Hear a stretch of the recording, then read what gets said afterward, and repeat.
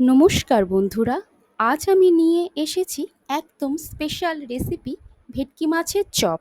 বাঙালির চায়ের আড্ডা হোক বা সন্ধ্যের স্ন্যাক্স, ভেটকির চপ কিন্তু সব সময় সুপারহিট। চলুন তাহলে দেখে নিই কীভাবে একদম সহজেই বাড়িতে বানানো যায়। প্রথমে একটি পাত্রে জল নিয়ে নিন, পরিমাণ মতো নুন, গোলমরিচ গুঁড়ো আর লেবুর রস দিয়ে দিন। জলটা একটু ফুটে উঠলে মাছের পিসগুলোকে দিয়ে সেদ্ধ করতে দিয়ে দিন। মাছটা যখন সেদ্ধ হয়ে আসবে, জলটা ভালো করে ছাঁকিয়ে তুলে নিন। মাছের কাঁটাগুলোকে ভালোভাবে বেছে নিন।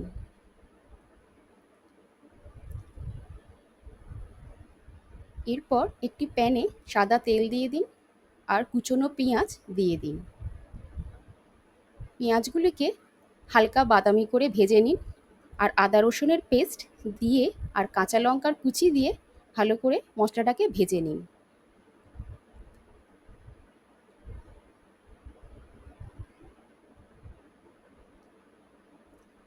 একটা আলু সেদ্ধ করে ভালো করে আলুটাকে মেখে নিন। কাঁটা বেছে রাখা মাছের মধ্যে একে একে লঙ্কার গুঁড়ো, গরম মশলা, গোলমরিচ গুঁড়ো, পরিমাণ মতো নুন, ভেজে রাখা মশলা, মেখে রাখা আলু আর ধনেপাতা দিয়ে ভালোভাবে মেখে নিন।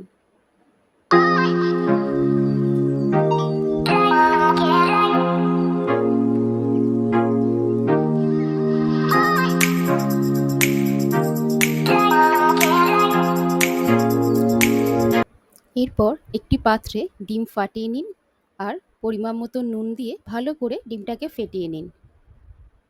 মেখে রাখা মাছ থেকে কিছুটা পরিমাণে নিয়ে পছন্দ মতো চপের আকৃতি দিন। এইভাবে একে একে সব চপগুলোকে গড়ে দিন।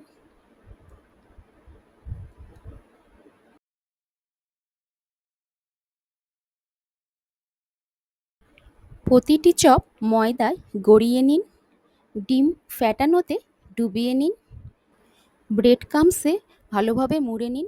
এইভাবে প্রতিটি চপকে একটি এয়ারটাইট কন্টেনারে ভরে নিন। ফ্রিজে 15 মিনিটের জন্য রেখে দিন।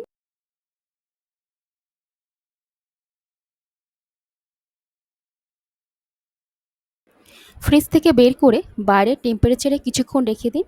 এরপর একটি প্যানে সাদা তেল দিয়ে দিন। তেলটা একটু গরম হলে গ্যাসের ফ্লেমটাকে আস্তে করে দিয়ে চপগুলোকে একে একে তেলের মধ্যে ছেড়ে দিন।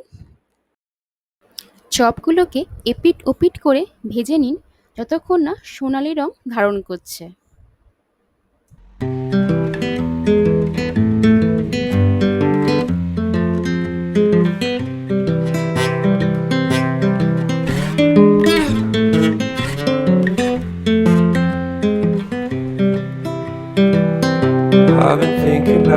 চপগুলো যখন সোনালি রং ধারণ করবে, একে একে তুলে প্লেটে পরিবেশন করুন।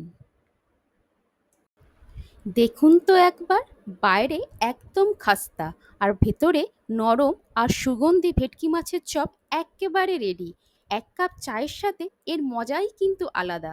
ভিডিওটি ভালো লাগলে লাইক করুন, কমেন্টে জানান আপনি কেমন খেলেন আর অবশ্যই চ্যানেলটাকে সাবস্ক্রাইব এবং লাইক করবেন নতুন নতুন রেসিপি পেতে।